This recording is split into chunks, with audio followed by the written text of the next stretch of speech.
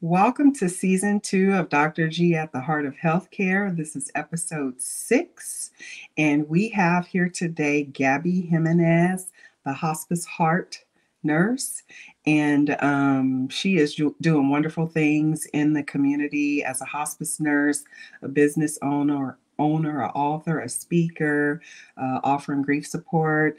I'm just so happy to have you here. Welcome, Gabby.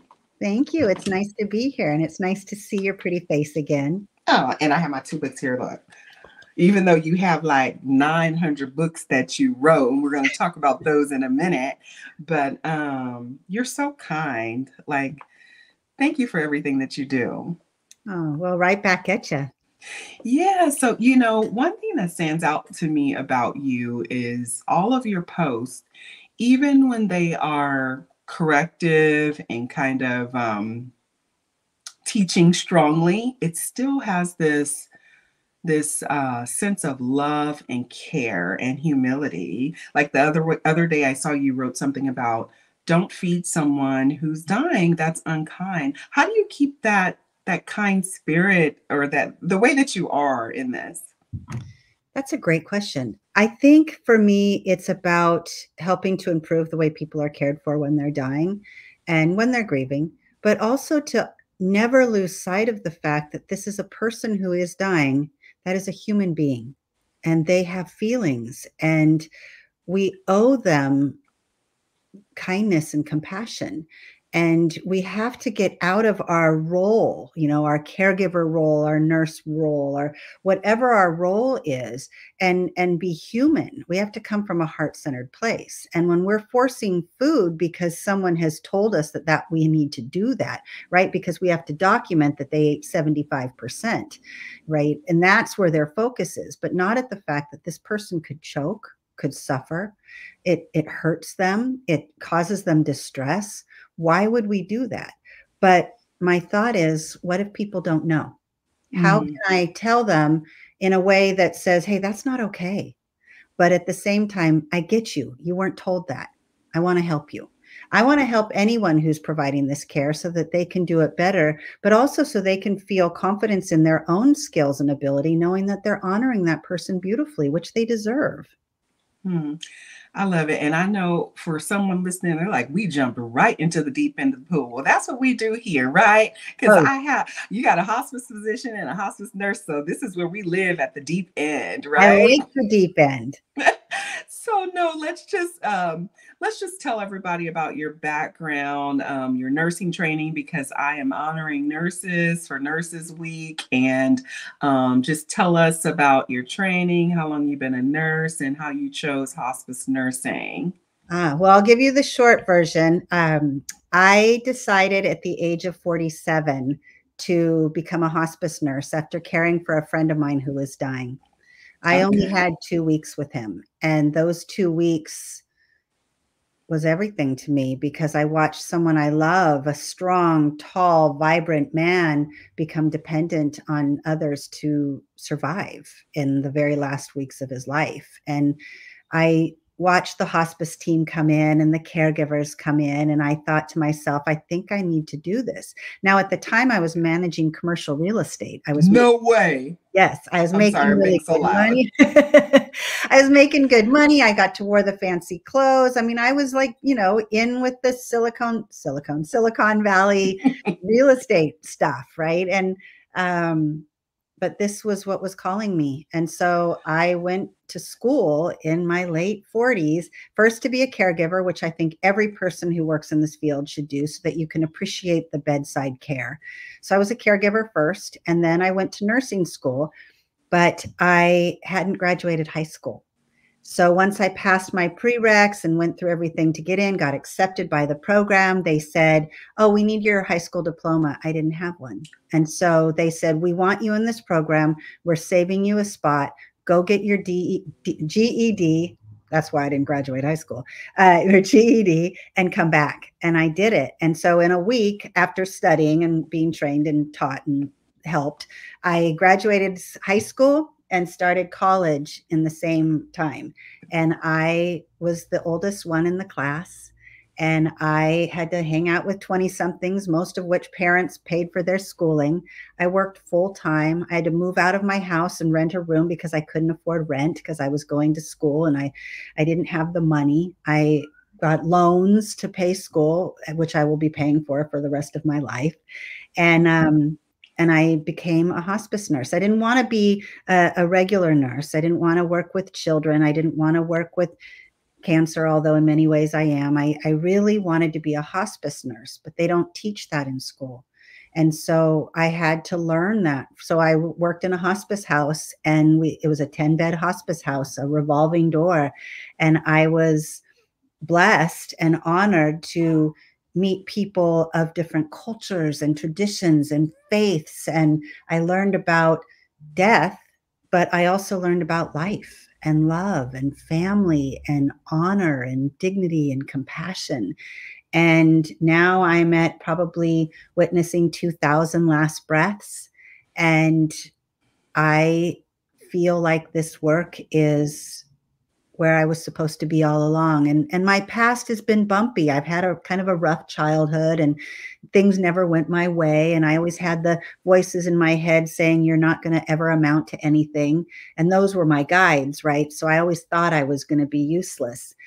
And I did things along the way that I look back now and say, this was all a part of the plan. And here I am, and I'm a hospice nurse and an end-of-life doula, and I love this work. So you almost made the tears fall. That was a lot. I know. Bravo to you, and thank you for answering the call and just turning your life upside down to do the work that you're doing. I thought I was going to school at 37. You did it at 47. And by the way, happy belated birthday. You just hit the big 6-0 and you look 47. Oh, well, thank you. I'll take that. Oh my gosh, Gabby. I didn't know. Well done. Well done. And I have to tell everybody, she said she didn't want to be a regular nurse. Well, that's an ordinary nurse. So she's an extraordinary nurse, because I did learn that the nursing curriculum does not include end-of-life care. We talked about that when I had Aaron on the podcast. And so I was so shocked, like, that nurses have to figure that out on their own. They're the ones, even in the hospital, providing that care, and the education's not there. That's terrible. It's interesting, though, because when you go to nursing school, you have clinicals in certain areas, such as pediatrics and OBGYN and just the different areas of nursing, right? So you can kind of have a peek in the window, maybe to help you decide which direction you want to go in. But there is no window or extra training for end-of-life care. In fact, some of the clinicals that I did were on wings that had hospice patients, but I couldn't even spend time with them. And that was why I went to nursing school. I wanted to be a hospice nurse. And I envy people. Like, I see ICU nurses and I just want to bow to them and what they do. And pediatrics, I can't work with kids. It would break my heart. So thank you, pediatric nurses. Oh my gosh, my heart just goes out to you. And we all have a place. My place is hospice. Amen. Amen. Well, it's a good thing that it sounds like you had a non-traditional path like me. And so we are creating this path, trailblazing and creating tools for people. So let's tell the audience about your books. Because I know I have the two here, End of Life Tips and Dignity Day. But then I know you also have a series and a total of 8 or 9 books. Yeah. So tell us about them. So I wrote my first book, which is called Soft Landing. Soft Landing is what I hope everyone has at the end of their life. And I wrote it to kind of share my story and how hard it was to become a nurse and what I went through. And I almost failed nursing school at the end. I had to go back and redo the second half of the module again. And I mean, everything was against me. And so I wrote this book with the idea that maybe I would inspire people not to let their age get in their way and to believe in anything is possible. And also just to share what I learned. That was my first book. There's probably some grammar stuff in there, and I write and run on sentences just like I talk. So it's a little messy, but you get the idea. And then I wrote The Hospice Heart because as I finished Soft Landing, I started to realize that I was on this path all along. So I shared some stories in The Hospice Heart, like Cemetery Girl, for instance, which I'm not going to tell you the story, but it just shares about hanging out at cemeteries when I was a little girl, and an accident I witnessed at the age of 7, and how I held this man's head in my arms and lap and comforted him at the age of 7. Mm-hmm. So this book, Hospice Heart, was it was kind of like here's my path. This is what took me here. And then I wrote At the Bedside, which is patient stories, all of which families agreed to and supported. And it's just great patient stories because I thought there's so much misconception and confusion and unwillingness to talk about it. Maybe if I show them what life and death really is, that it's just wrapped beautifully in a silk ribbon of love, then maybe they would be more inclined to talk about it. So At the Bedside is patient stories. And then I have a Hospice Heart Facebook page, which... Very successful. How many followers you have there? 145,000. What a beautiful community. It's such a beautiful community. So I started that prior to COVID to create a platform to talk about death and dying. And COVID, of course, elevated because we were all going through the same thing, just differently. But people would send me emails and messages asking me questions, and I would put on and the first one had in the subject line, "What would Gabby say?" Mm-hmm. So I created this thing called What Would Gabby Say? And I would put the questions I would get on the Hospice Heart Facebook page, and I would title it What Would Gabby Say? And I would answer their questions. Nice. And then someone said, how do we get all the questions? So I wrote What Would Gabby Say? With all the questions, and I dedicated it to that community. Oh, how cute. It's like Dear Abby, but what would Gabby say? Totally Dear Abby, but it's Dear Gabby. And then I decided, so you have those 4 books. And then I decided I wanted to create a series of books with maybe more current and right now information that really reflects how we're doing things now, that would be helpful to patients and families answering their questions. So I started with End of Life Tips, which is a book about all the questions we get asked, the most common ones, right? Yes, that one. And I love that book. And then I wrote Dignity Day, which is about medical aid in dying, because that is a big passion of mine. I love that book so much. And I wrote it for the person who wants to take the medications, for the people who are caring for them, and for the people who don't support it, but are struggling with how can I be with my person? And my advice is don't walk away. But you're not going to lose what you feel strongly about. Your beliefs stay with you. All we're asking is that you sit at their bedside and hold their hand. Hold on.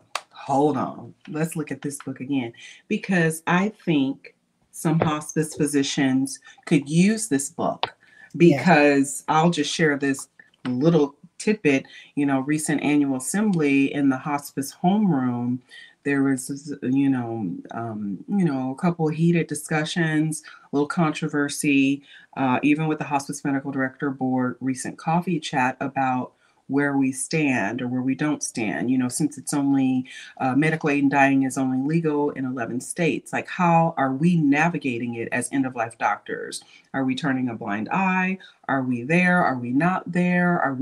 What are we doing? And so I'm so happy that, you have this book out there. We're actually going to be having a webinar soon. I did a podcast with one of the local San Diego docs just for education. Again, we're not having moral judgments. We need to know what it is, right? And so I'm so glad that you made that, and that you had that compassion again for all the people involved, and don't walk away. That's love. Don't walk away.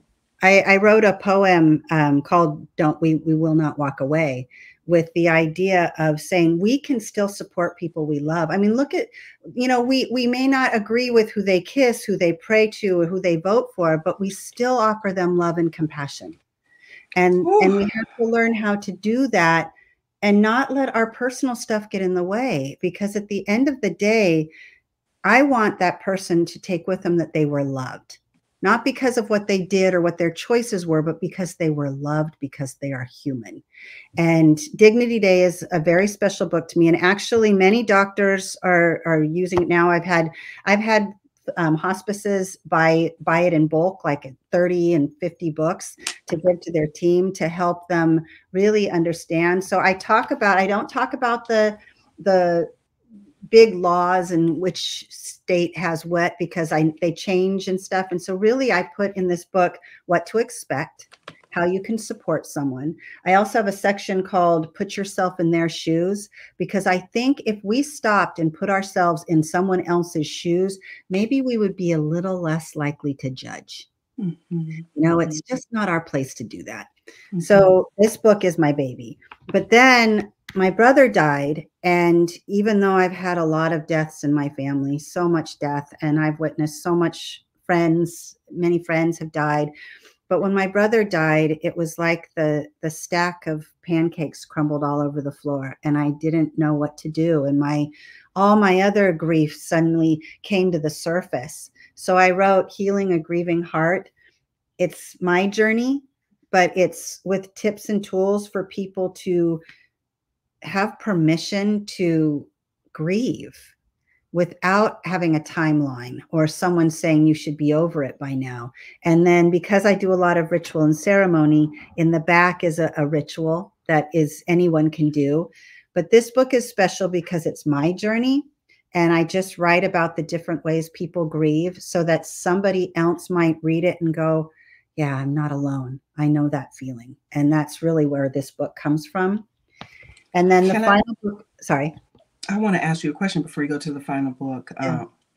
Well, we'll just talk about the rituals and the grief support that you do after this last book. Go ahead. Absolutely. Yeah. So the fourth book is The Conversation, which is the hardest thing people have. Like, they don't know how to have that conversation. How do we talk to people about this? How do we let them know what's important to us? How can we remove the stigma and the fear and the heavy dark cloud? And so The Conversation is a book that incorporates all the conversations that I have had with people who are dying and people who are grieving, and what worked for them and what they wished they could have had more of or done more of, or the conversations that really helped them to be seen and heard. So The Conversation is really where it should start, but it was my final book. So this is just my baby series. I love it. And these are just I love them. They're my babies. And so would you say The Conversation is like advanced care planning, things like that, or? It's a little bit of everything. Like, this book has talk about how it, like, I did some interviews with patients for about a year where I asked them, what matters most to you in your care? And they talked about things like the way someone comes in and turns the light on while they're in bed, and like not even saying, hey, by the way, I'm going to turn the light on, or the way people just come into the room and touch them or move them or change them without any warning. And it just all the things that they wish they could have from the care that they've received. And so that helps the people who are providing care. But there's also conversations about like, why are you afraid? What are you afraid of? Talk about it. Share your fear. How can we address that? And it's just got a whole bunch of things. There's poems about how to talk about it. How many people do you want in the room? Do you want them staring at you 24/7, or can you give them permission to walk away from the room? Step out of the room, go get coffee, take a nap. I'm going to be okay. And to let people know that you don't have to be sitting there 24/7. Some people want privacy. But how would they know if they weren't asked or they didn't have the conversation ahead of time? I think we need to tell people what matters most, who we want there, where we want to be, how we want to be cared for, and what our choices are. Because if we don't, someone will make them for you. That's good. That reminds me, recently I had a home visit with someone, and, I I just try to act like folks friends, like I'm coming, I ask for permission. This person was sitting at their kitchen table looking at the view, and I greeted them, my normal way. You met me before, so you know how I am, and I treat seniors that way. How's it going? How's your morning going? And the caregiver came over and took their iPad where they were listening to some opera music. And I'm like, what? No, what are you doing? And it kind of like interrupted the flow, but I had to like block. I'm like, no, like he's listening to music. Yeah. I'm interrupting him and I'm going to enjoy the opera music with him. And that's going to be a way that I get some insights to his cognitive level. I'm going to ask him who he's listening to, like, and then we're going to talk about opera. And so And again, I music have to, and passion. again, people just don't know. And, this, don't get me wrong, this was a great caregiver, but just having that, what you said about asking permission and all that stuff, we need to be mindful of that. And so thank you for sharing that. So I want to switch gears into some of the services you provide. I know you have some classes that you provide and some rituals. And the reason I want to ask you about it is because, in my personal life, we had a recent family tragedy. And I think, your rituals or maybe one of your private courses would be valuable, for them to process to the death and the loss that we've had. Some weren't able to go to the funeral, and I think it's just I don't know if I should say delaying the grief, correct me, but just like we're all sad, we're all struggling, but not having that closure or saying goodbye. I don't know. Tell me how your services help people who are grieving, or what you offer. Well, you're right. I think people stuff it down so that they don't have to deal with it right now. The problem is it's going to come back up. And I think we need to let people know that it's okay to feel this sadness. You are not your sadness. You are feeling sadness. And how can you be with it, but also put it on the shelf to kind of carry on with your life? You have to be able to carry on with life and be able to go back to it when you need to take it off the shelf and just kind of be with it. And I think it's hard for people. And the other thing is people don't want to hear you talk about your dead loved one all the time. Like, aren't you over that? When my brother died, after about 3 weeks, no one checked in. No one. Hey, how you doing, Gabby? I know your brother died. How are you doing? Everyone on the planet knows how I'm doing because I write about it, right? So it's out there and they're taking something from it because it comforts them. But I want to scream sometimes, don't you see that I'm hurting too? I'm hurting. This is me crying out. And my closest friends still don't ask. And I talked to a friend about a year after my brother died, and she said, how you doing? And I said, oh, I've been sick for a couple days. And she goes, oh, is it COVID? Everybody asks that first. And I said, I think it's just a cold. I said, I think it could also be my grief. Grief affects you physically. And she said, oh, you're still dealing with that? I'm going to be dealing with this for the rest of my life. During COVID was a really hard time, well, for all of us, but especially the people that couldn't be next to the bedside of their loved ones who were dying. I sat at the bedside of people who were dying. I put phones up to their ears. I waved to them through windows. I called them after. I tried to pass messages back and forth. I think we did that wrong. I think we should have allowed our people to be head to toe in PPE and at least say goodbye. When you can't say goodbye, your grief has sharp edges. And I created a ritual about saying goodbye. It's a candle lighting ritual, which I do a lot of in general. But the one for my grief class, which is ritual and ceremony that focuses on grief, I do 2 rituals. One is to help release some of your feelings. And grief is like one of those boxes of color crayons with 50 colors. That's grief. It's not always going to be red or blue or green. It's sometimes going to be magenta or teal. sometimes it's going to be black or white. You don't know when you pull out the color which one it's going to be. And so we have to be able to address it as it is unique with all of us. So in one of the rituals, it's about finding a way to release some of your sadness, but holding on to your memories and using that as your comfort. And the other ritual, which I started during COVID, was saying goodbye, sending a message to the person that died, a message to say goodbye to them, to put that closure, but also to send a message. Maybe you just want them to know that you love them and you miss them, and so in that ritual, it gives them an opportunity to really be with their grief and realize that it's okay to be sad forever.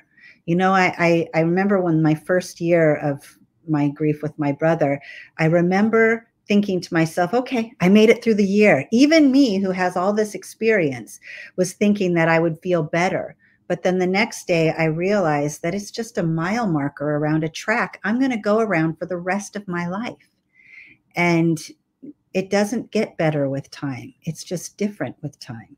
The thing that we have to do is find a way to move forward, not on or away from, but forward. We have to live our life, but we can walk alongside grief. We just have to learn how. And so in these classes, I try to give people tools.